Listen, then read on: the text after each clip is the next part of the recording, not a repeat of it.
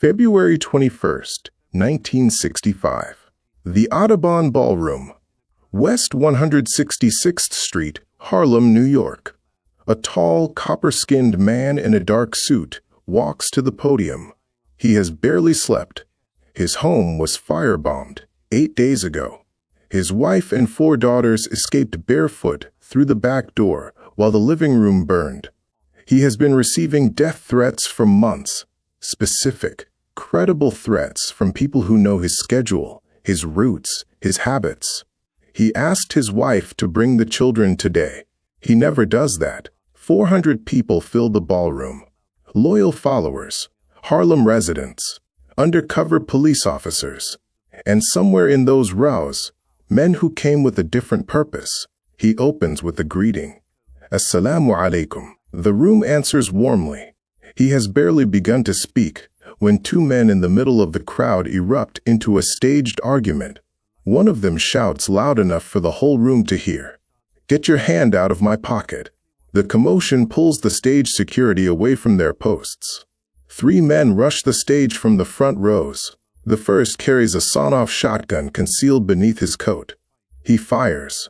The force throws the man at the podium backward over the chairs. His hands reach for his chest. His body hits the floor. Betty rushes from the front row and throws herself over her husband. "They're killing my husband." No ambulance comes. His people grab a stretcher from the hospital across the street and carry him themselves. Doctors perform an emergency thoracotomy, massaging his heart by hand. At 3:30 in the afternoon, they pronounce him dead. He is 39 years old. The autopsy counts 21 gunshot wounds. The man who terrified the most powerful nation on earth, the man the FBI had surveilled for decades, whose mail they opened, whose phones they tapped, whose organization they infiltrated, whose family they threatened, is gone. His name was Malcolm X. And the story of how a boy born to former sharecroppers in Omaha, Nebraska, became the most feared and most misunderstood black man in American history is the story we are going to tell today. All of it.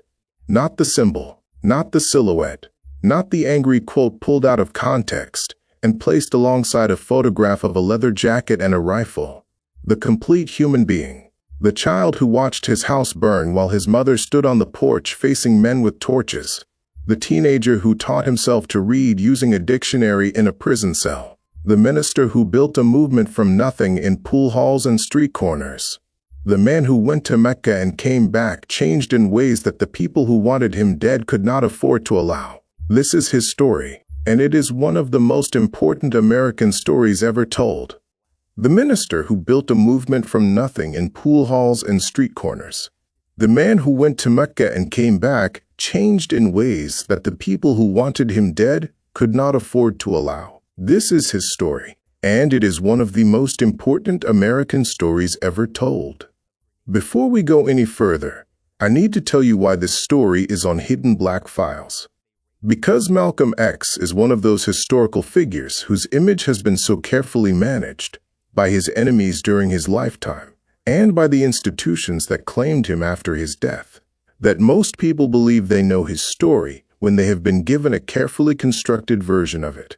The angry black nationalist, the opposite of Martin Luther King, the man who preached violence and hatred.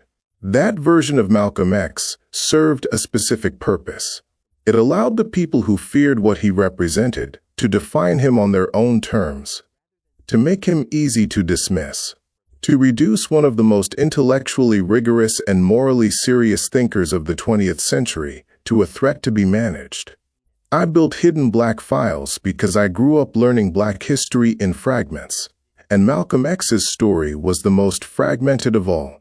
Every time I found a new piece of the actual history, I understood something I hadn't understood before, about power, about race, about what happens to black people in America who refuse to ask politely. This video is the full story, all 16 chapters, from the burning house in Lansing, Michigan, to the Audubon Ballroom. From the prison cell where a man copied the entire dictionary by hand to the halls of the Ghanaian Parliament. From the Nation of Islam to Mecca. From the man who preached racial separation to the man who came home from pilgrimage and wrote that he had witnessed a brotherhood he hadn't believed was possible. That journey, that complete, contradictory, extraordinary journey, is what Hidden Black Files exist to tell. Subscribe right now. Hit the bell. Share this video with someone who deserves the full story. Because what you are about to hear over the next 2 hours will change how you understand not just Malcolm X, but the entire arc of Black American history in the 20th century. Now, Georgia, 1890, where it all begins. Earl Little was born in Reynolds, Georgia in 1890, a manufacturing town where, in the decades since Reconstruction, white mobs had lynched more than 500 black people. A town that had decided, through accumulated violence and legal architecture, what the ceiling was for a black man's ambitions and what happened to anyone who tested it. Earl was a farmer's son with 3 years of formal schooling and hands that could shape wood into almost anything. That skill made him a good carpenter. In the world he inhabited, it also made him a target. White laborers did not welcome a muscular 6-foot black man who could do the work as well as they could, maybe better, and who carried himself like he knew it. By 1917, Earl had left his first family and joined the Great Migration, the movement of millions of black Americans out of the Jim Crow South toward northern cities and the fragile promise of something different. He eventually settled in Montreal, where he met a woman named Louise Langdon Norton. Louise had been born in Grenada in 1897. She was fair-skinned, with long hair, and people often mistook her for white. Her complexion was the result of her mother's rape by a Scotsman, a fact she carried quietly as a private wound that no amount of education or accomplishment could fully close. She was educated, fluent in French, a strong writer, and she had emigrated to Canada alone at 19. Earl and Louise married on May 10, 1919. What drew them together, beyond whatever private tenderness existed between them, was a shared devotion to Marcus Garvey's Universal Negro Improvement Association. The UNIA had become the backbone of their household. Garvey preached a gospel of black self-reliance, economic independence, and the dignity of African heritage. His movement had a flair for spectacle, gaudy banners, honorary titles, ceremonies that made poor black families who had been told their whole lives to shrink feel themselves standing a little taller. Earl and Louise moved to Omaha, Nebraska in 1921 to establish a local chapter. They arrived just as the Ku Klux Klan was surging back across the American heartland. 4 years later, in 1925, hooded Klansmen surrounded the little home at night. Louise was pregnant. She stepped out onto the porch to face them, while torchlight flickered across shattered window glass. Earl was not home. Malcolm was born on May 19th at Omaha's University Hospital. Earl's 7th child, the baby who would one day be known to the world by a single initial, born into a world that had already announced itself with fire. They moved again in 1929 to Lansing, Michigan, a farmhouse in a white neighborhood. They didn't know about the racial exclusion clause buried in the deed. White neighbors filed for eviction almost immediately. On November 8th, men doused the house in gasoline and set it alight. Malcolm's older brother Wilfred remembered it years later. When we woke up, fire was everywhere, and everybody was running into the walls and into each other trying to get away. Earl fired a shot at the fleeing arsonists. The fire department never came. The house burned to the ground. Police locked Earl up on suspicion of arson for insurance money. He had actually let the policy lapse. The family scraped together what they could and settled on a 6-acre plot they would later lose to a tax lien. And here is the first question we want you to sit with, and we want your answer in the comments. Earl and Louise Little were UNIA organizers targeted by the Klan, had their home burned, and faced constant police harassment, all for advocating black self-reliance. Malcolm grew up watching this. How do you think witnessing this treatment of his parents shaped the man he became? What does it mean for a child to grow up watching the system attack their family for demanding dignity? Earl threw himself into UNIA meetings, holding gatherings in members' homes where people lifted each other up with a chant that Malcolm would carry with him for the rest of his life. "Up, you mighty race. You can accomplish what you will." Malcolm was his father's favorite. He sat close at those meetings and listened, absorbing not just the words but the posture of a man who believed that black people deserved something better than what America had offered them, and who was willing to say so in public, in rooms full of people who had every reason to be afraid. On September 8, 1931, Earl left in the evening to collect money owed to him, despite Louise's uneasy feeling about the night. Late that night, a police officer came to the door. Earl had been found near the streetcar tracks, critically injured. Wilfred snuck into the back of the hospital and saw the body. The streetcar had severed his father just below the torso, cut the left leg clean off, and crushed the right. The coroner called it an accident. The neighborhood called it murder. What followed was a slow, terrible collapse. A $1,000 insurance payout vanished into rent and dentist bills and funeral costs. Louise crocheted gloves and worked her garden plot to feed 8 children. Hunger became ordinary. The family turned to a nearby Seventh-day Adventist church for help. Welfare workers eventually placed Malcolm with neighbors. Louise, jilted by a suitor who left her pregnant with her 8th child, began to unravel. By December of 1938, she was found walking barefoot through the snow, unable to say who she was. She was committed to Kalamazoo State Hospital. She would remain there for 24 years. Malcolm was 13 years old. Malcolm landed at the Ingham County Juvenile Home in Mason, a nearly all-white town, where he surprised everyone by excelling in class and getting elected class president. His classmates called him Harpy because he talked over everybody. He was bright and loud and aware, constantly aware, of the distance between himself and the white world around him. Then, one afternoon, his English teacher told him that becoming a lawyer wasn't a realistic goal for and here he used a word that has been used to cut down black ambition for centuries. Carpentry, the teacher suggested. That would suit him better. Malcolm's grades dropped. He grew hostile. They eventually expelled him. His half-sister Ella, a sharp, worldly woman from Boston who had visited that summer and seen something worth saving, arranged for him to come east. In February of 1941, Malcolm boarded a Greyhound bus heading toward Boston. He was nearly 16, wearing a dark green suit with sleeves too short for his wrists, watching the flat farmland of Michigan slide past the window and out of his life. He would never fully return to the world that had produced him. But that world had already produced everything that would eventually shape what he became. Boston hit Malcolm like a wall of noise.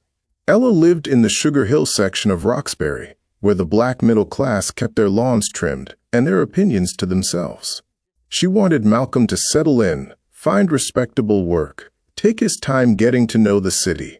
Malcolm lasted about a week before he wandered downhill into the other Roxbury, the one that pulsed with pool halls and dance joints, and men in wide-brimmed hats who leaned against doorways like they owned the block. He was 15 years old and had never seen anything like it. His first real friend was a young man called Shorty, a fellow from Lansing who played saxophone and knew his way around the city's rhythms. Shorty got Malcolm a job shining shoes at the Roseland State Ballroom, where big bands played and the air was thick with cigarette smoke and perfume. Malcolm learned fast. He learned how to hustle tips, how to steer customers toward bookies and bootleggers, how to read a room for danger and opportunity simultaneously. He also got his first conch, a process that involved flattening his hair with a burning paste of lye, eggs, and potatoes until the natural curl went straight. It hurt badly. He kept his head under the faucet and felt the sting run down his neck and ears. Years later, he would call it his first act of self-degradation, the moment he began reshaping himself into someone the white world might find acceptable. But at 15, standing in front of the mirror in his first zoot suit, wide shoulders, pegged trousers, sky blue, he thought he looked magnificent. The zoot suit mattered more than fashion. In wartime America, fabric was rationed. Wearing that much cloth was a deliberate, public act of defiance, a statement made in material rather than words. Malcolm bought his on credit and wore it everywhere. He picked up the Lindy Hop at the Roseland and threw himself across the dance floor with a reckless energy that cleared space around him. By 1943, he had moved to New York. Harlem in the 40s was its own universe, dense with jazz clubs and churches and numbers runners and preachers shouting on corners. Malcolm got a job as a sandwich seller on the New Haven Railroad, which gave him a legitimate reason to travel between Boston and New York. He used it as cover for everything else. He was selling marijuana to musicians backstage at Small's Paradise, a club on 7th Avenue where the bartenders danced while they poured. He fell in with a crowd that included a young comedian named Red Fox, who worked the kitchen. Malcolm's hair was dyed red from a botched conch job, and someone started calling him Detroit Red. The name stuck. His hustle escalated quickly. He moved from marijuana to cocaine, ran numbers, steered white thrill-seekers from downtown to after-hours joints in Harlem. He carried a gun. He dodged the draft by walking into his selective service interview acting erratic, telling the examiner he wanted to be sent south to organize black soldiers to kill white people. They classified him mentally disqualified. He went back to the streets the same afternoon.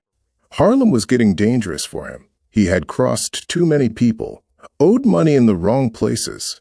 A particularly bad dispute with a West Indian numbers runner named Archie, a man with a photographic memory for every bet he'd ever taken, nearly got him killed.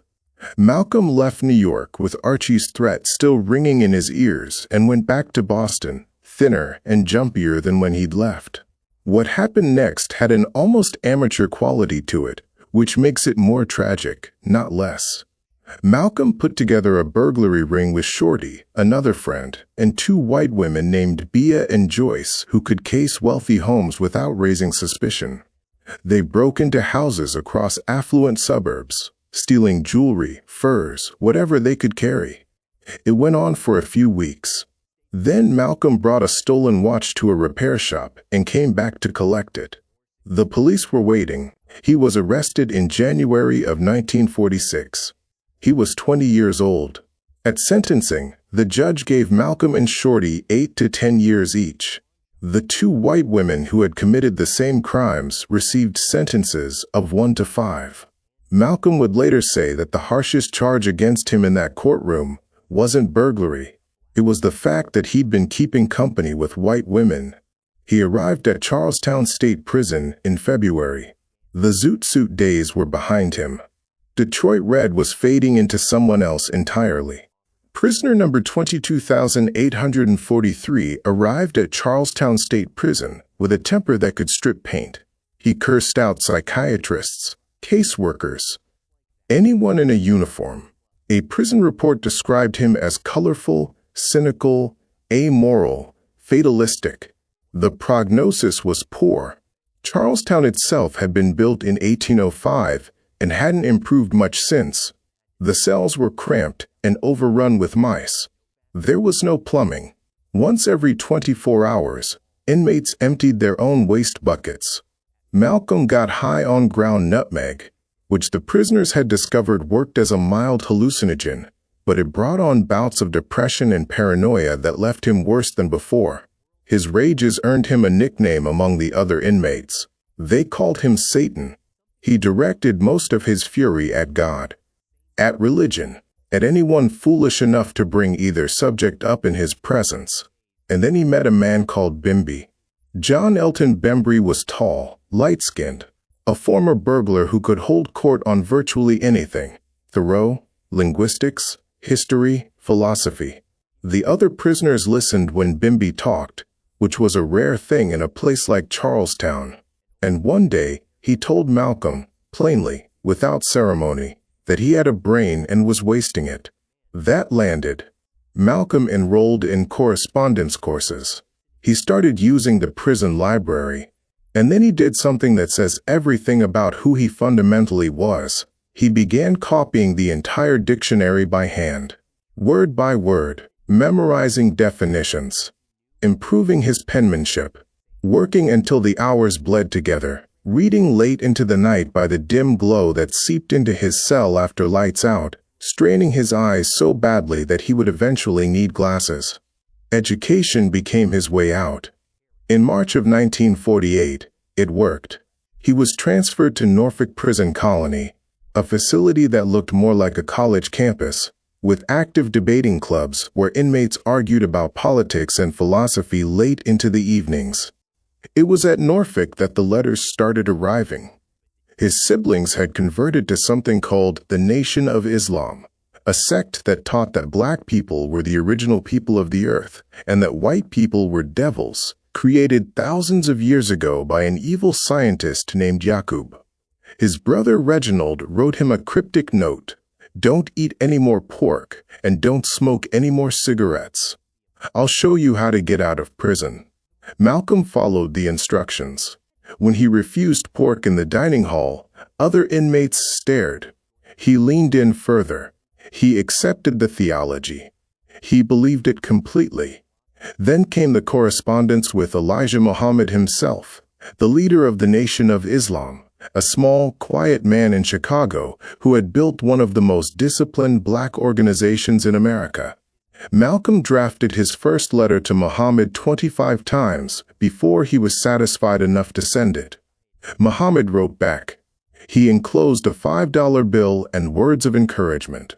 For a young man whose father had been murdered and whose mother had been institutionalized, Elijah Muhammad filled a role that had been empty since Malcolm was 6 years old. He wrote to Muhammad daily. He even wrote to President Truman, declaring himself a communist and opposing the Korean War.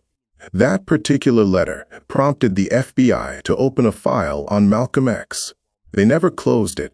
In late 1949, his brother Reginald visited and spoke badly of Muhammad, having been expelled from the nation for an affair.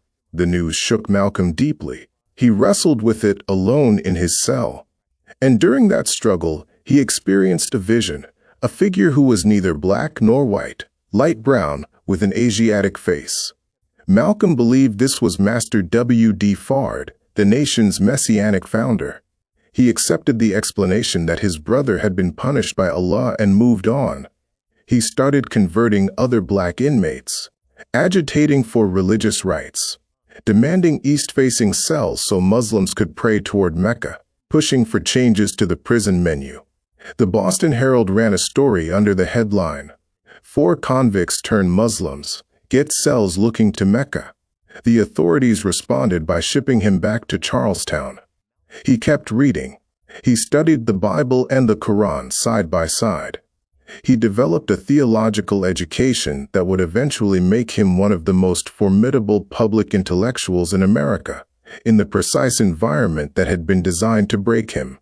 At some point during this stretch, he signed a letter Malcolm X, the X for the original African surname that slavery had stolen.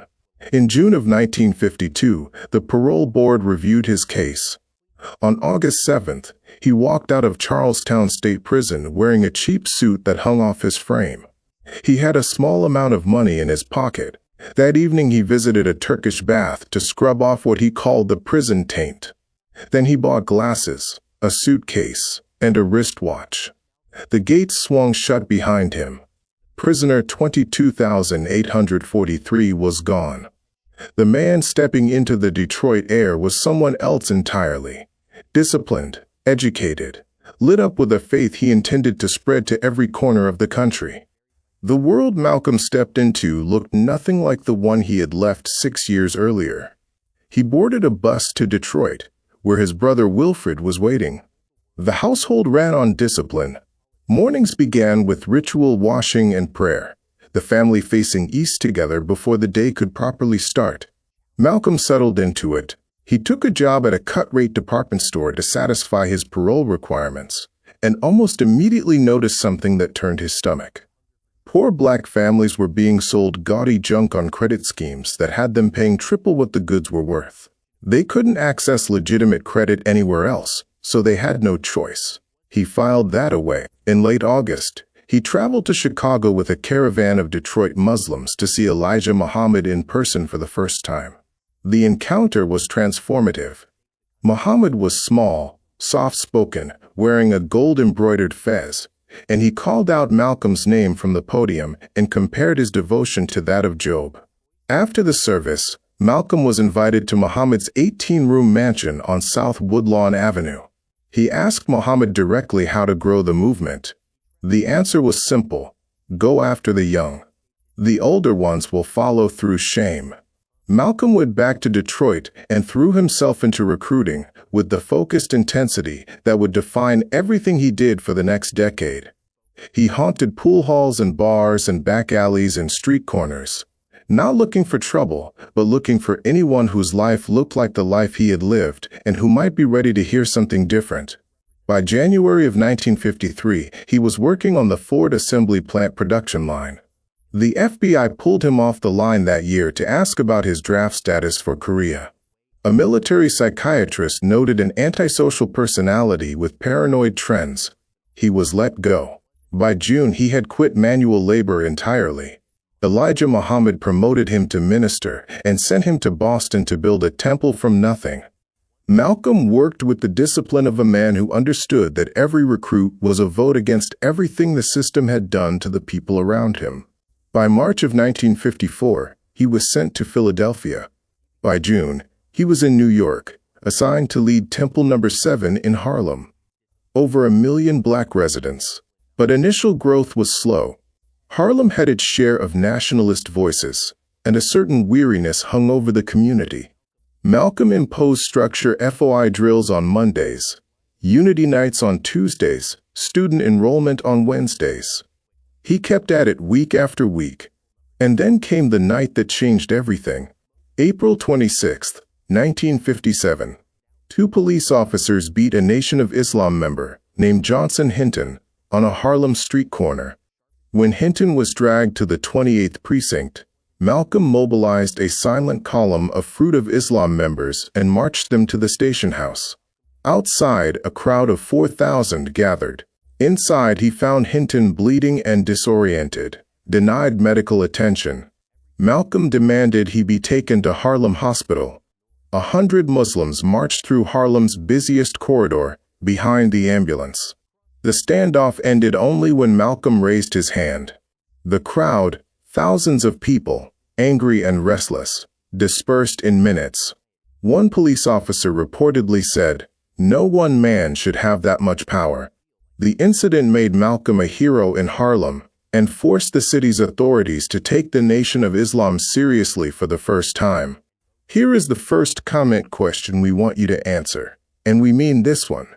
Malcolm X built his following in pool halls, street corners, and prison cells, reaching people the mainstream civil rights movement wasn't reaching.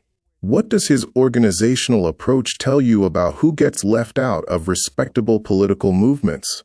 And who do you think is being left out today? Drop your answer below. We read every comment. Malcolm used the momentum from the Hinton incident relentlessly. He started writing a column called God's Angry Men in the Amsterdam News. He hosted diplomats from Syria and Egypt. He converted hundreds of old Garveyites who had been skeptical of the Muslims.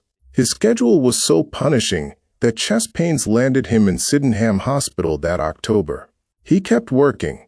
4,000 people attended a Detroit lecture where he laid out his theory of the fox and the wolf. The idea that white politicians were either scowling predators or smiling ones who ate you just the same. It was the kind of analysis that could not be dismissed because it mapped too precisely onto the experience of the people in that room. Chicago was watching him, not with pride, with something closer to unease. A minister this visible, this effective, this capable of filling rooms and changing lives, was a minister who was becoming difficult to control. By 1958, Malcolm was effective, tireless, and most problematically in the eyes of Chicago's leadership, unmarried. A minister without a wife invited gossip, and gossip was something the nation could not afford. His choice fell on Betty Sanders, a nursing student from Detroit who had joined the Harlem Temple in 1956. She was intelligent, composed, and familiar with temple culture. Their courtship was stiff and formal. Their first date was a trip to the Museum of Natural History, planned so she could study exhibits useful for her temple teaching duties. He canceled it hours before they were supposed to meet. Betty, who was not the type to let things slide, told him plainly, "Well, you sure waited long enough to tell me, brother minister." The proposal came on January 12, 1958. He had driven through the night from somewhere on the road and pulled into a gas station in Detroit. From a pay telephone he called her. "Look, do you want to get married?" She said yes. 2 days later, they stood before a justice of the peace in Lansing. The marriage was strained almost from the first week. He traveled constantly, sometimes gone for days at a stretch. He believed, with real conviction, that women were inherently untrustworthy. He controlled the household finances down to the last dollar. When their first daughter, Atala, was born in November, he stayed a single day before heading back to Albany and Newark. Betty packed up the baby and fled to a cousin's house. His response was blunt. "If you leave again, I'm not coming after you." Whatever love existed between them was real, but it existed inside a structure that made genuine partnership nearly impossible. That tension would define their marriage for the rest of his life. On May 14, 1958, 2 detectives showed up at the family's Queens duplex and tried to force their way inside. A scuffle broke out. Someone hurled a bottle from an upper window.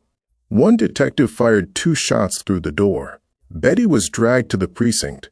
Malcolm raced back from Boston and launched into the press, calling the NYPD an occupying army in the black community. The trial that followed became the longest assault case in Queens history. The nation treated the courtroom like a stage. Betty and the other woman charged were exonerated. On the courthouse steps, Malcolm told the crowd, "Any policeman who abuses you belongs in the cemetery." It was the kind of line that made headlines and made enemies in equal measure. That same summer, he left the country for the first time. Egypt, Saudi Arabia, Sudan. He met with Anwar el-Sadat in Cairo. He sat with religious scholars at Al-Azhar University. From Jeddah, he wrote that most Arabs would be right at home in Harlem. Something shifted in him during those weeks.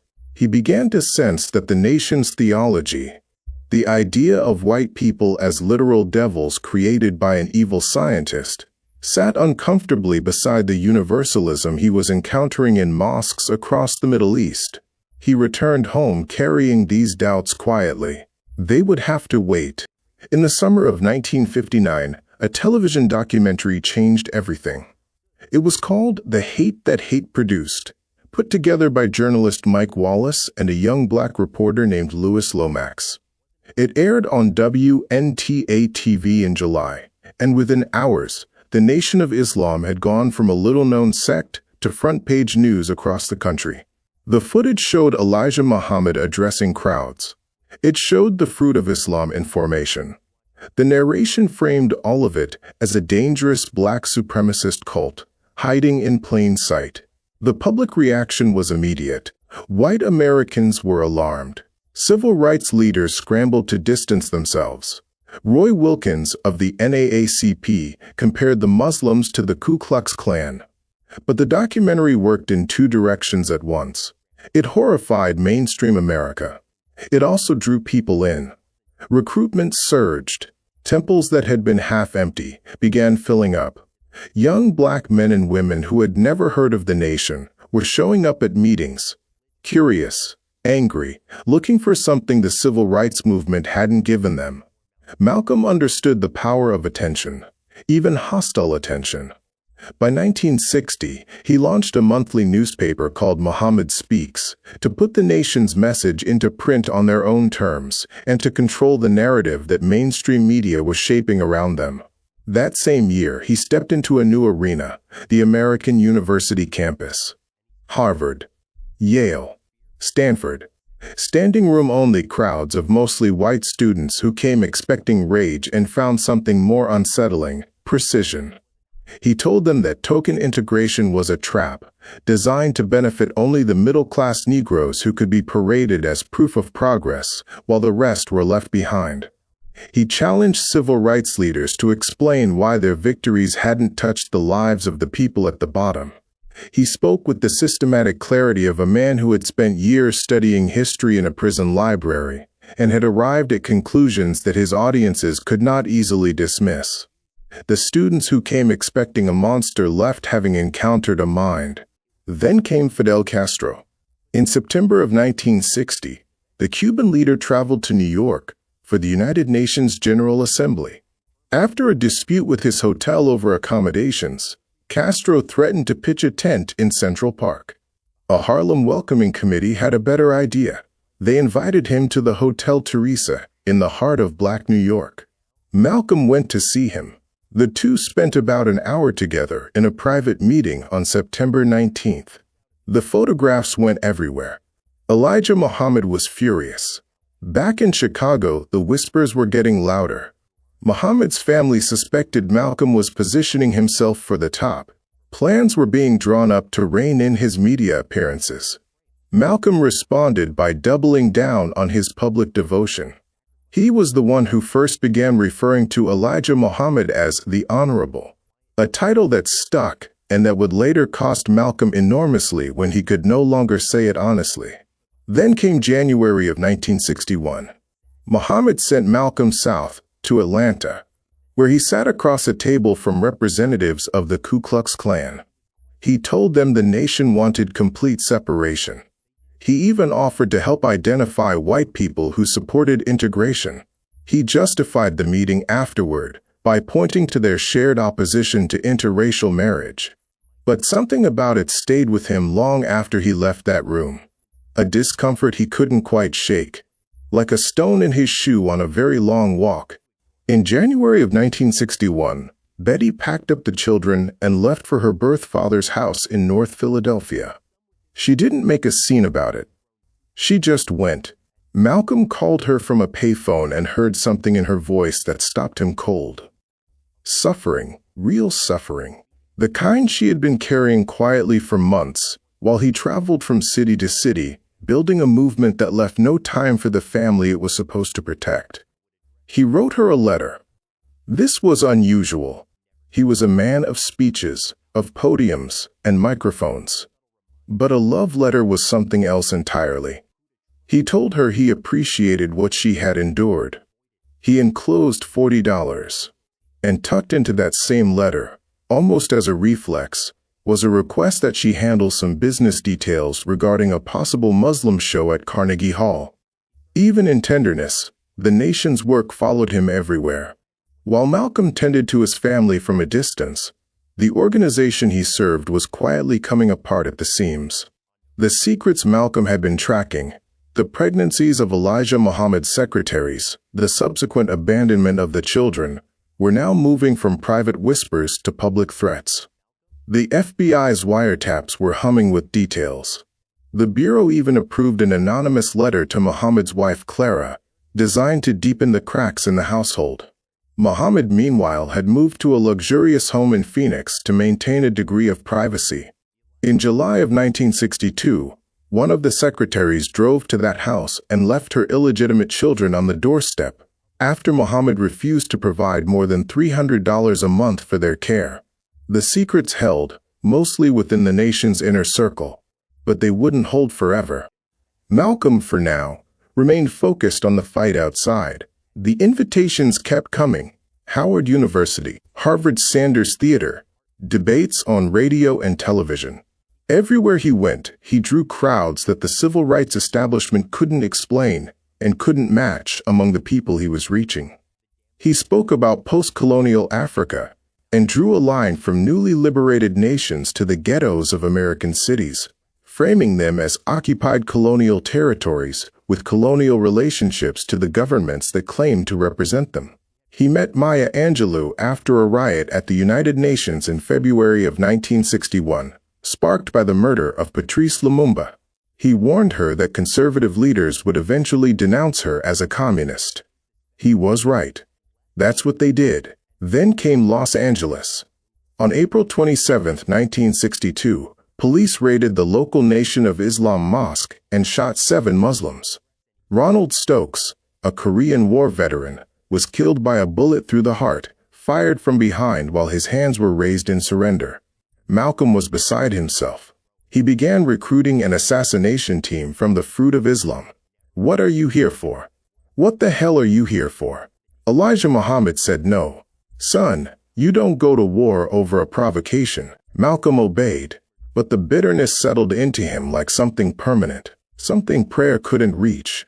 The man who had preached that the nation was the only true defense for black people in America had just told him to stand down, while a Korean War veteran lay dead on a Los Angeles street. The distance between the movement's rhetoric and its reality had never felt so wide. Within days of landing back in New York, Malcolm organized a rally in Harlem. He drew a line from the shooting of Ronald Stokes straight through to the daily reality of black life across America. This was a civil rights matter, he declared, and he intended to make sure everyone knew it. He invited Adam Clayton Powell Jr. and other Harlem leaders to join a coalition against police brutality. It was a political move, and it cut directly against everything Elijah Muhammad had taught about keeping the nation separate from the wider struggle. Other ministers noticed. John Shabazz pushed back, but Malcolm pressed ahead, sensing that the old boundaries were too narrow for what the moment demanded. Then came the plane crash. In June of 1962, a chartered flight went down outside Paris, killing 121 white passengers from Atlanta. At a rally in Los Angeles, Malcolm called it a very beautiful thing, evidence that God answers prayers. The words landed like a grenade. Martin Luther King Jr. moved quickly to distance the broader movement. J. Edgar Hoover seized on the remark like a gift, circulating warnings to the French government that Malcolm was the fanatical leader of an anti-white organization. It was a disaster, by any measure. Meanwhile, the machinery of the nation ground on. Malcolm was handed quotas for newspaper subscriptions. Businesses quit rather than meet them. One man who left after refusing the quota was attacked in broad daylight, his ankle broken, his vertebrae fractured, right in the middle of Roxbury in the afternoon. Malcolm stood by the newspaper program, but the distance between what he was being asked to defend and what he actually believed was growing wider by the week. We want to pause here and ask you something that this period of Malcolm's life forces into the open. Malcolm was asked to defend actions he privately disagreed with: the Klan meeting, the response to the Los Angeles shooting, the quota violence, because his loyalty to Elijah Muhammad required it. Have you ever stayed loyal to an institution or a leader, past the point where that loyalty made sense? What makes people stay? And what does it take to finally leave? Leave your answer in the comments. This is the kind of question that this history was made for. In August of 1962, Malcolm returned to Los Angeles to support 13 Muslims indicted following the mosque raid.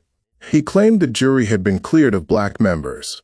He took photographs of the officer who had killed Stokes and let it be known that the pictures existed. The implication hung in the air like smoke. Elijah Muhammad's health was failing. Control over Malcolm's movements grew tighter. The coverage of his speeches in Muhammad Speaks shrank, even as he was bringing in thousands of new members. Chicago was watching him with something closer to suspicion than pride. He met Peter Goldman, a white journalist who would later write that his presence was both soldierly and priestly. He told Goldman that nonviolence was merely a device for disarming the black man. He said it plainly, the way he said most things. He met a 19-year-old boxer named Cassius Clay in Detroit and described him as a clean-cut, down-to-earth youngster. Clay, for his part, said the nation's message was the first time he'd ever felt spiritual in his life. The connection between these two men, one the nation's most effective minister, one the most physically gifted athlete of his generation, would prove enormously consequential for both of them. But first, Malcolm had to confront a truth he had been carrying alone for too long. The flight to Phoenix would have taken several hours, long enough for a man to rehearse what he planned to say and how he planned to say it. Malcolm had the details now: names, dates, the children that had resulted from Elijah Muhammad's relationships with his own secretaries. He carried all of it with him when he sat down with the messenger in April of 1963, laying out what he knew with the care of someone who still hoped to be told it wasn't true. Elijah Muhammad did not deny it. Instead, he reached for scripture. When you read about how David took another man's wife, I'm that David. It was an extraordinary thing to say. A man accused of betraying his own moral code, wrapping himself in the robes of a biblical king.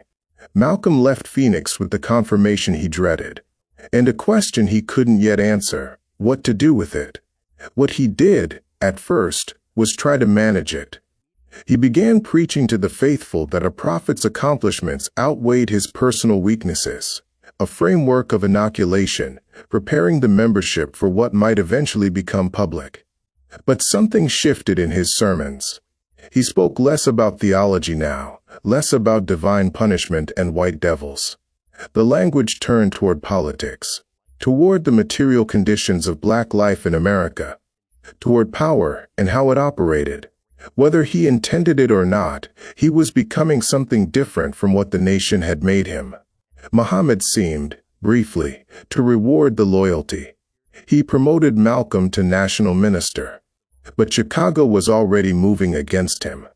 John Ali, the national secretary, began contacting Captain Joseph directly on mosque matters, bypassing Malcolm entirely. Old allies were becoming informants. The infrastructure of loyalty that had sustained him for a decade was being dismantled piece by piece. Malcolm noticed every move.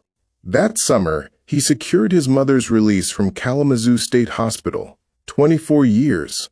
Louise Little had been institutionalized for 24 years, committed to a state hospital when Malcolm was 13, held there while he grew from a teenager into the Nation of Islam's most prominent minister. He told Alex Haley quietly that he had dinner with her for the first time in a quarter of a century. The autobiography he was working on with Haley, the book that would eventually sell 6 million copies and change the thinking of a generation, carried a dedication page that read, "To the Honorable Elijah Muhammad, who found me in the muck and mire and made me the man I was." He signed over his entire $20,000 advance to Chicago headquarters. He was still inside the system that was planning to destroy him. But not for much longer. November 22, 1963. America lost its president. The country grieved. Flags hung at half-mast. Television sets flickered with footage of Dallas, of Jackie Kennedy's blood-stained suit, of Lyndon Johnson taking the oath aboard Air Force One. Elijah Muhammad understood immediately what this moment required of his movement. Silence. Complete, unambiguous silence. He had his son telephone the New York office with specific instructions on what should be said if reporters came asking. The Nation of Islam would share in the nation's shock. Nothing more. Nothing less. Malcolm received the directive. He understood it. For 9 days he followed it. On December 1st, he stood in as a substitute speaker for the messenger at a long-planned event at the Manhattan Center. 700 people filled the hall. John Ali, the national secretary, had been sent down from Chicago specifically to monitor the proceedings. The speech itself stayed within bounds. The question and answer session did not. Someone asked about the president's death, and Malcolm, who had spent weeks biting his tongue while the government's hypocrisy gnawed at him, let go of his restraint. He called it a case of the chickens coming home to roost, suggesting that the violence America had encouraged abroad had returned to its own shores. Then he went further. Being an old farm boy myself, chickens coming home to roost never did make me sad. They've always made me glad, the audience murmured. John Ali reached for the telephone before Malcolm had even stepped off the stage. Chicago's response came the following day. Malcolm arrived for his regular meeting and was told he was suspended for 90 days, effective immediately. Removed from his post at Temple No. 7, Muhammad described the punishment to the FBI in paternalistic terms, saying that Papa had to discipline a child who was popping off. The language was deliberate. It reduced the most prominent minister in the nation to an unruly boy who had spoken out of turn. The suspension went deeper than public silence. Rumors spread that he would be permanently replaced. In New York, Captain Joseph began physically blocking Malcolm from entering the mosque. Members were discouraged from speaking to him. Old friends crossed the street when they saw him coming. The infrastructure of loyalty that had surrounded him for over a decade was being dismantled, not in one dramatic moment, but piece by piece, quietly, with the bureaucratic efficiency of an organization that had done this before. In mid-January of 1964, he took his family to Miami to visit Cassius Clay at his training camp ahead of the Liston fight. There are photographs from those days, Malcolm and his daughters on the beach, squinting in the Florida sun. It looked like a holiday. It almost was. Clay won the fight on February 25th and announced shortly after that he was joining the nation, taking the name Muhammad Ali. Chicago moved quickly to claim Ali as their own. The new convert became another piece on a board that Malcolm no longer controlled. Back in New York, the threats turned physical. A former member of the Fruit of Islam came to Malcolm with a warning. Captain Joseph had ordered him to plant a bomb in Malcolm's car. The words were plain enough. The order was to take care of him. Late one night, riding through Morningside Park, Malcolm heard something similar from a trusted associate. People were talking about killing him. People he had once called brothers. The formal break came on March 8th. Malcolm told the press he could best spread the message by staying outside what he called the straitjacketed world of the organization. The next day, he and a small group of supporters incorporated Muslim Mosque Incorporated. After 12 years inside the nation, Malcolm X stood alone. Without its finances, without its organizational machinery, without the security apparatus that had once surrounded him, and with the death threats growing louder by the week. Within days of founding Muslim Mosque Incorporated, Malcolm was already thinking bigger. The problem, as he saw it, was one of framing. Civil rights kept the struggle pinned inside American courts, subject to American judges, dependent on American goodwill, operating within a framework that the same government it was challenging had designed. Human rights opened the door to the world. If the case could be brought before the United Nations, the American government would have to answer to an international audience it could not simply ignore. On March 26, 1964, he found himself at the Capitol in Washington. Martin Luther King Jr. was there too, and the two men crossed paths in a corridor. They shook hands, exchanged a few words. Photographers captured the moment, the integrationist and the separatist, standing side by side for perhaps 30 seconds. Neither man lingered, but the handshake said something that speeches hadn't. A week later, on April 3rd, Malcolm stood before a crowd of thousands in Cleveland, Ohio, and delivered what would become one of the defining addresses of the era. The ballot or the bullet. He told the room that if the government would not guarantee voting rights, the only remaining option was armed self-defense. It'll be ballots, or it'll be bullets. The audience knew he meant it. And yet, even as his political voice sharpened, his spiritual authority was slipping. The nation questioned his legitimacy.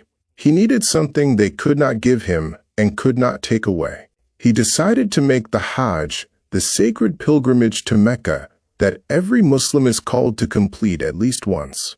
His sister Ella gave him $1,300, money she had been saving for her own journey.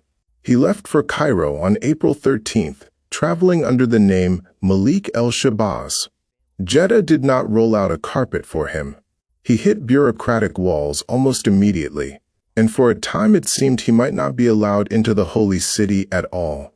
Then came the hospitality of Dr. Omar Azam and his father, who offered him a suite at the Jeddah Palace Hotel and brought his case before the Hajj court. A Saudi prince intervened. Malcolm was granted accreditation as a guest of the state. What followed changed him. He stood on Mount Arafat, alongside tens of thousands of pilgrims. He circled the Kaaba shoulder to shoulder with Muslims of every complexion, blonde-haired, blue-eyed men among them, people he would once have called devils without hesitation. They prayed together. They ate from the same plate. He wrote home that he had seen a brotherhood he hadn't believed was possible. White, he said, describes an attitude and a set of actions. It doesn't have to describe skin. In a letter later published in the New York Times, he admitted he had been forced to toss aside many of his previous conclusions. He wrote about the younger generation of white Americans and wondered whether Islam might offer them a way out of what he called the cancer of racism.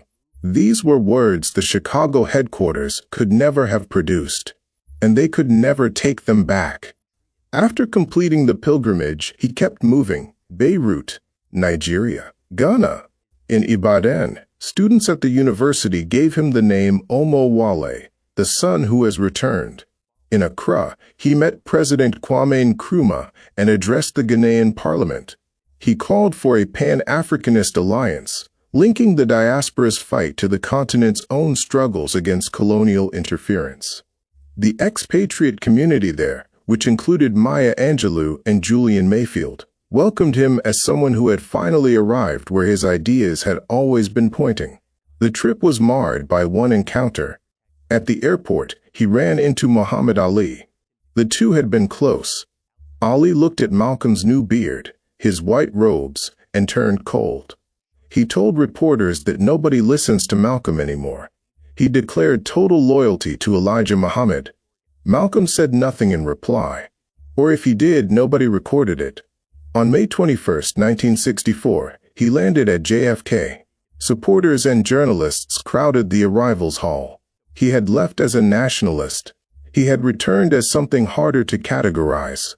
A man whose ideas had been cracked open by the experience of praying alongside people he had been taught to hate, and who was now trying to build something new from the pieces.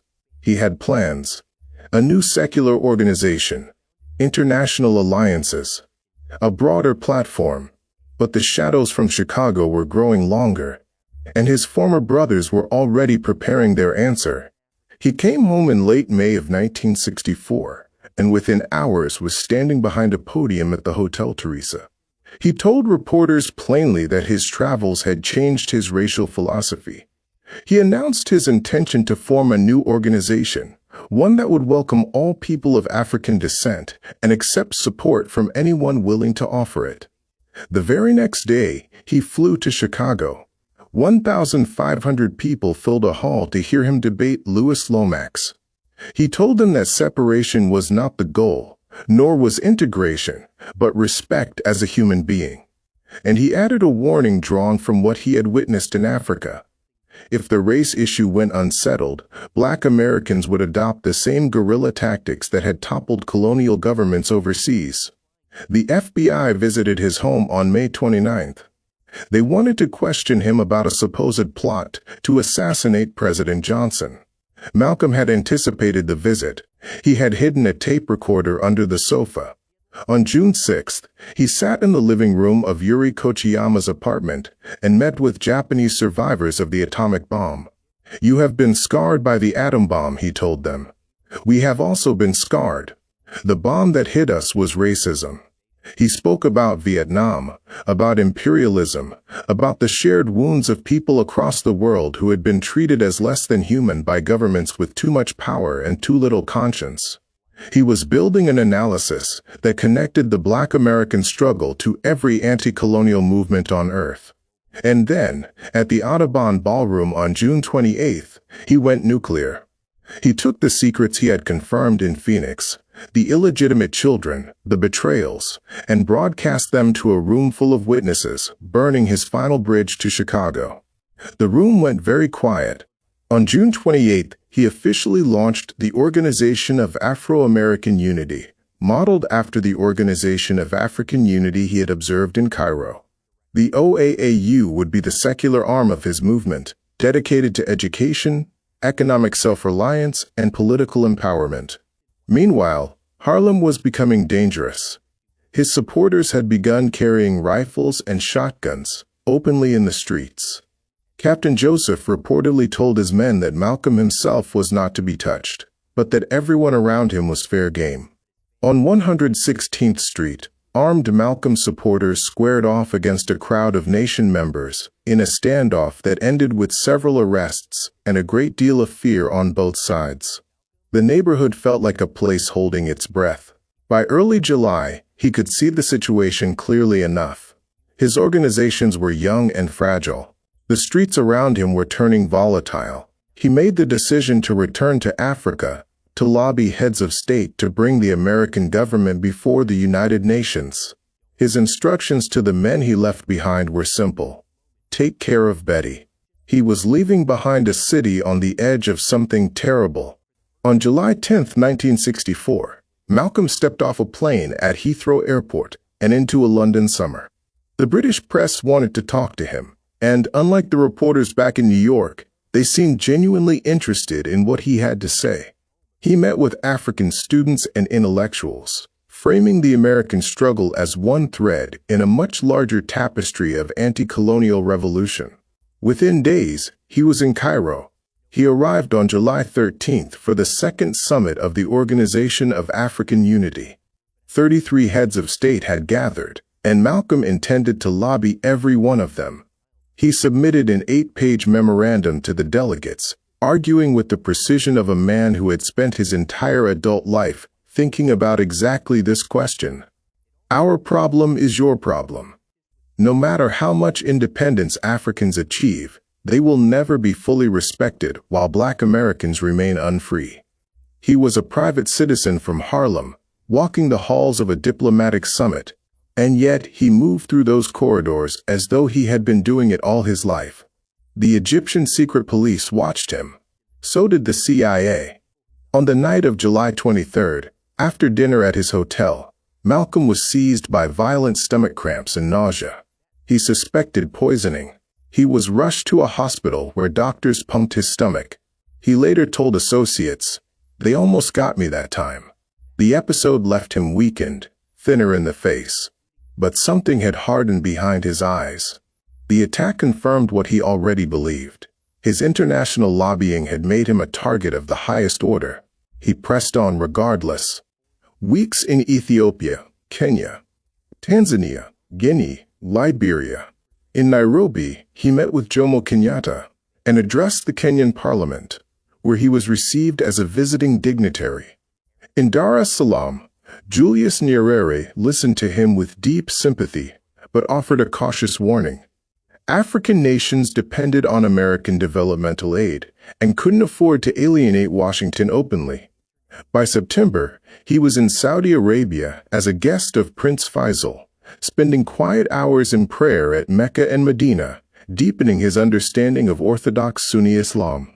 He wrote to his followers in New York that the true Islam was a religion of peace and brotherhood, and that he prayed Allah would give him the strength to carry this message back to the wilderness of North America.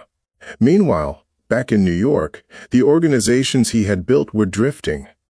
Internal rivalries between key lieutenants sapped what energy remained. The FBI intensified its COINTELPRO operations, spreading rumors that Malcolm had abandoned the cause for a comfortable life abroad, planting seeds of distrust among the membership.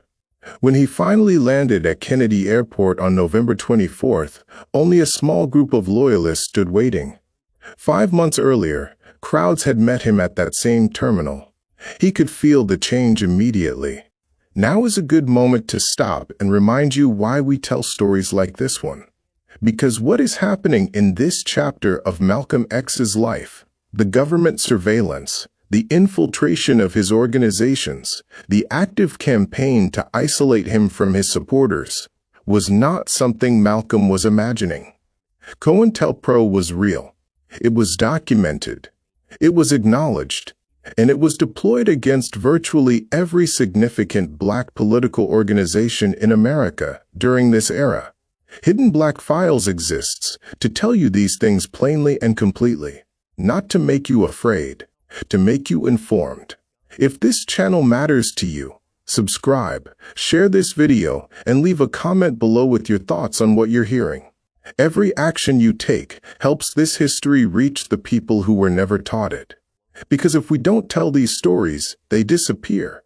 And if they disappear, the systems they expose survive unchallenged.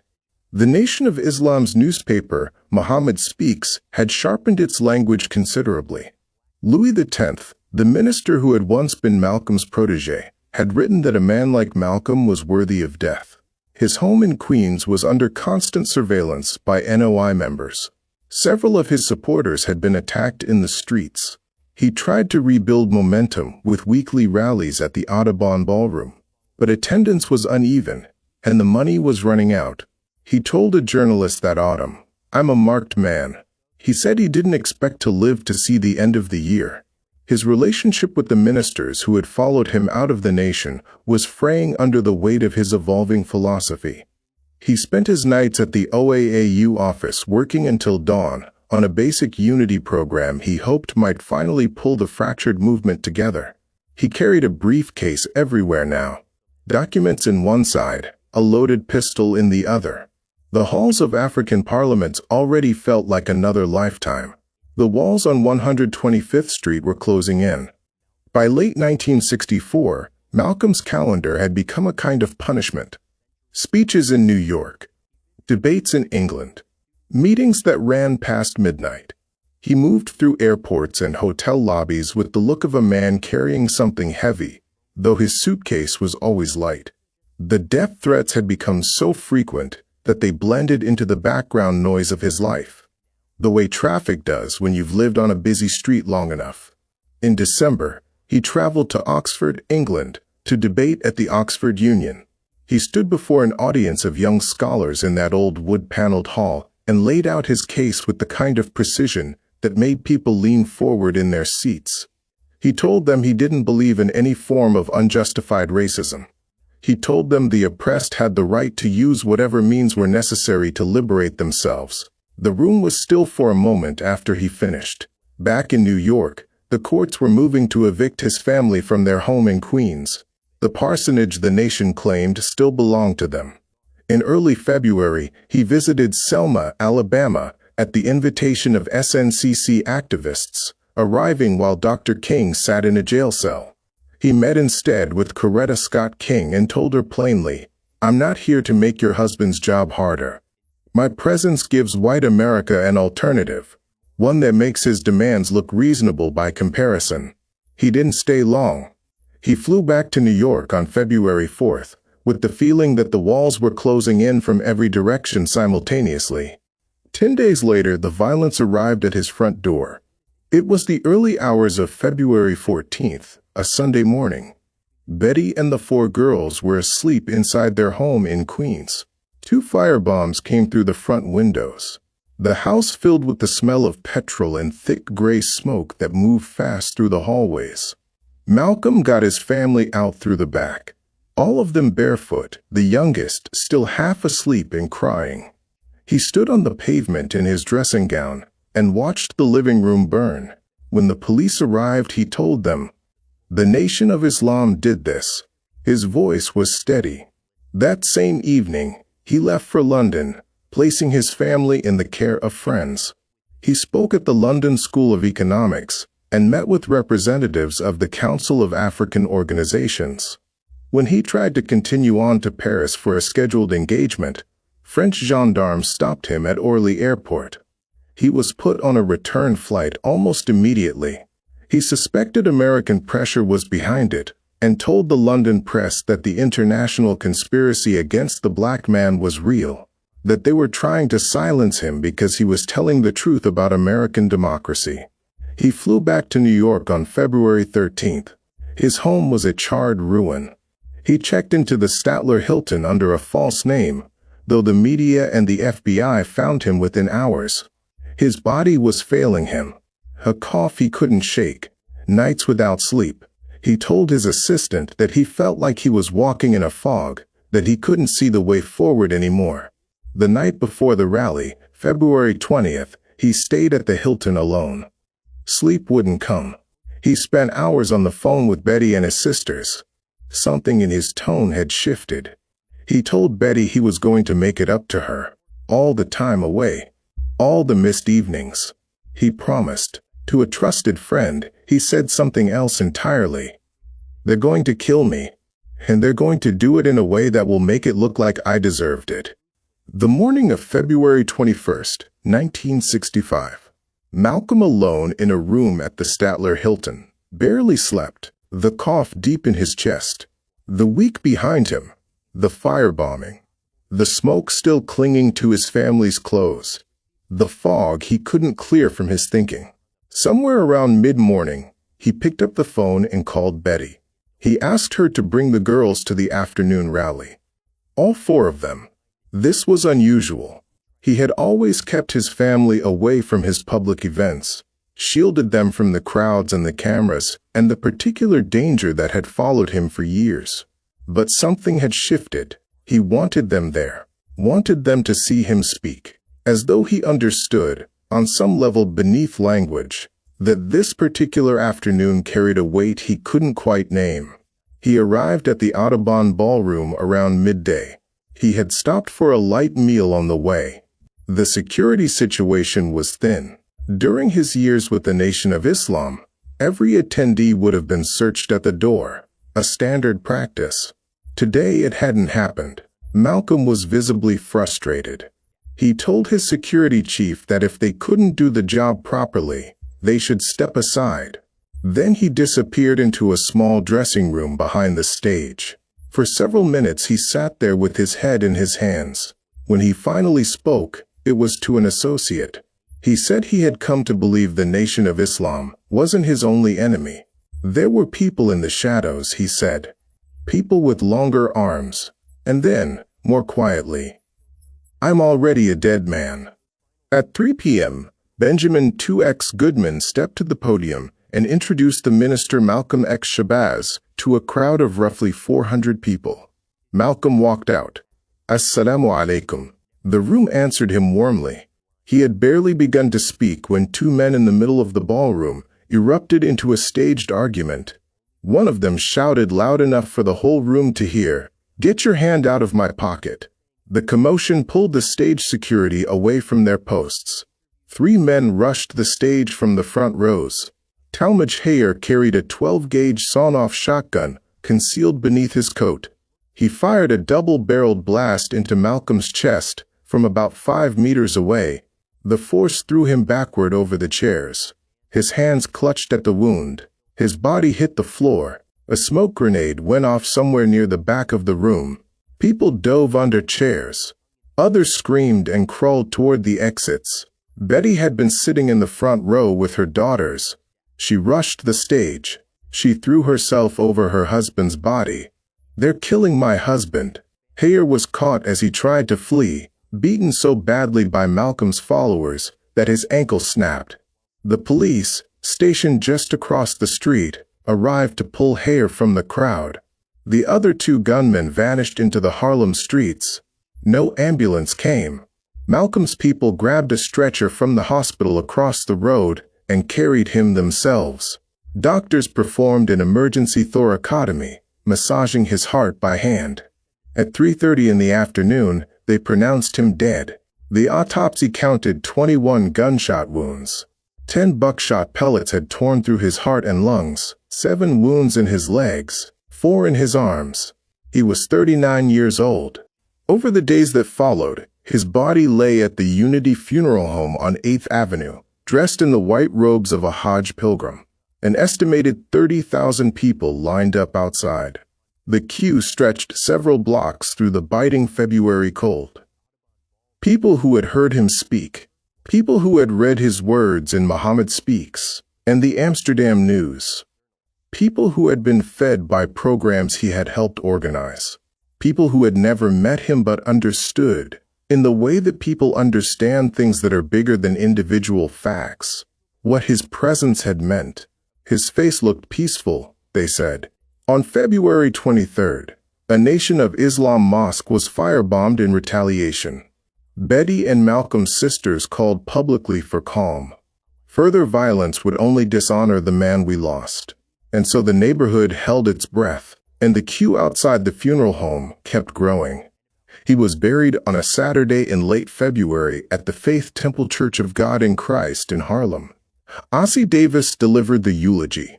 He called him our own black shining prince, and then the cameras went away. In the weeks that followed, The press did what the press often does with figures it cannot easily categorize. They filed him under violence, stamped the folder closed, moved on to other stories. The civil rights establishment kept a cautious distance. There was no obvious successor, no organization strong enough to carry his voice forward. For a brief window, it looked as though the establishment might get its wish, that the man and his message might simply fade. Then the book arrived. In October of 1965, the autobiography of Malcolm X was published, co-authored with Alex Haley. By the late 1970s, it had sold over 6 million copies. Young people who had never heard him speak, who had been children when he died, were reading his words in dorm rooms and on park benches and in the back rows of public libraries.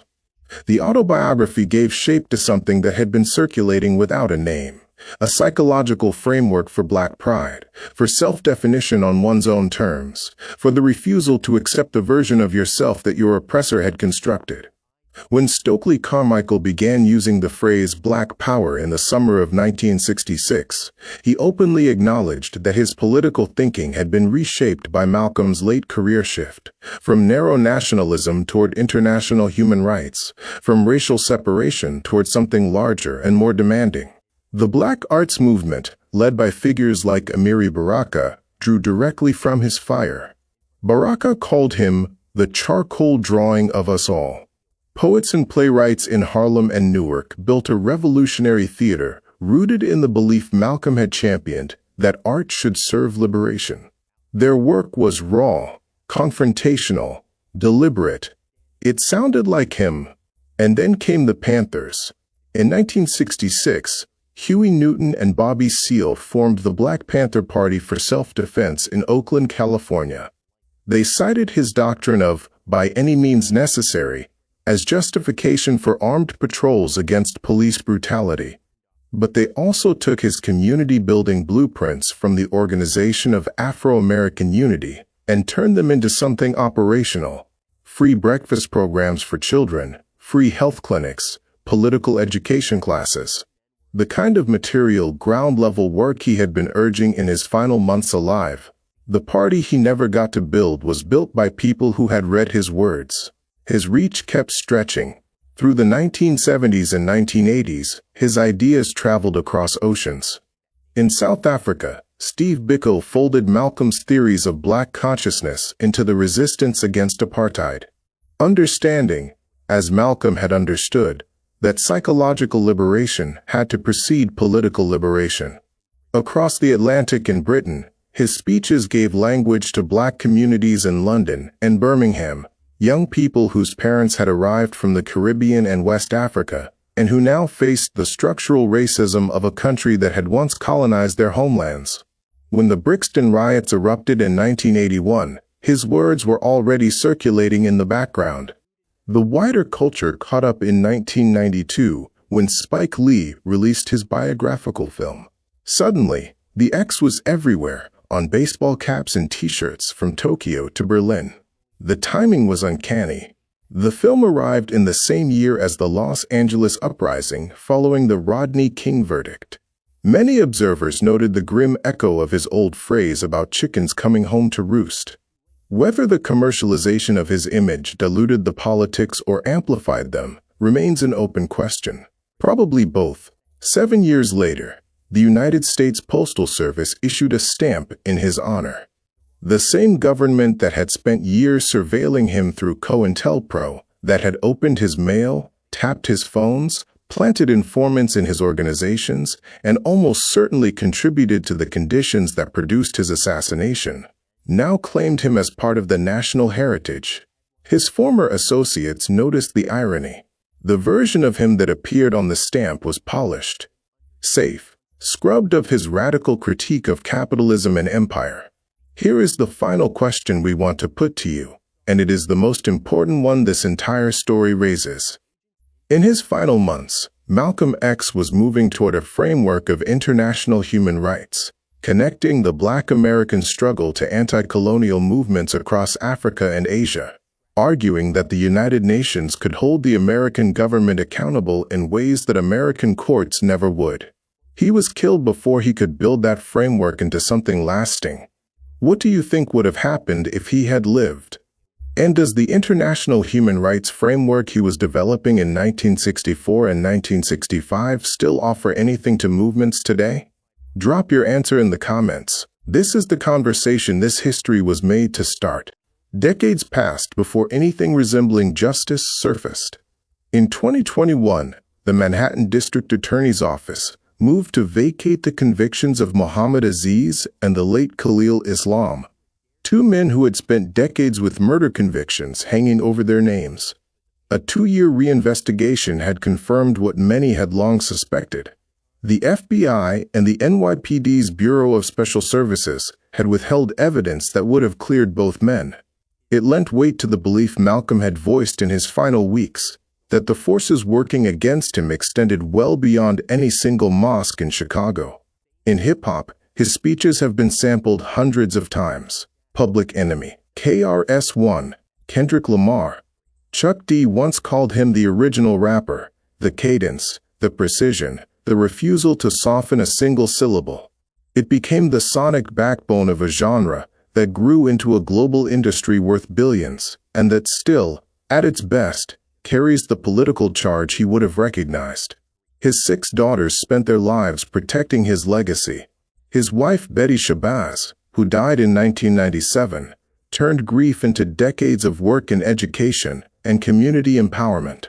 And in the modern era, his insistence on framing the struggle as one of human rights, broader than any single nation's laws, has found new resonance. Activists today link police violence in American cities with colonial struggles on other continents, using the same global lens he had been building in those final, urgent months of his life. The man who was silenced at the Audubon Ballroom at 3:30 on a Sunday afternoon in February 1965 speaks louder now than he did when he was standing at the podium. Here is what I want to leave you with. The version of Malcolm X that was constructed by his enemies. The angry nationalist, the preacher of hate, the dangerous opposite of Martin Luther King, served a specific and deliberate purpose. It made him easy to dismiss. It allowed the people who feared what he represented to contain him inside a narrative that didn't require them to engage with what he was actually saying. The real Malcolm X was a man who grew up watching his father be murdered and his mother be institutionalized, who was failed so completely by a public school system that he graduated unable to read, who taught himself to read by copying the dictionary by hand in a prison cell, who built a mass movement from nothing in pool halls and street corners, and reached people the mainstream civil rights establishment never touched, who went to Mecca and came back changed in ways that threatened everyone who had invested in the simpler version of him, who spent his last months building an international framework for human rights that was ambitious enough to frighten the FBI, the CIA, and the government of France simultaneously, and who was murdered at 39 years old, still becoming, still building, still thinking, still refusing, even on the last day of his life, to pretend that the country he lived in was something other than what it was. That is who Malcolm X was. And that is why 60 years after his death, his voice has not been quieted. The man who terrified the most powerful nation on earth is still talking, and we would do well to listen. Subscribe to Hidden Black Files. Share this video with someone who was given the paragraph and deserves the full story. Leave a comment, answer our questions, or just tell us what this 2 hours changed in how you understand Malcolm X and what he represented. Because Hidden Black Files exists for one reason. Because if we don't tell these stories, the complete stories, the uncomfortable stories, the stories that make the present legible, then the people who lived them disappear, and the systems they exposed survive unchallenged. That cannot happen. Hidden Black Files exists, so that never happens.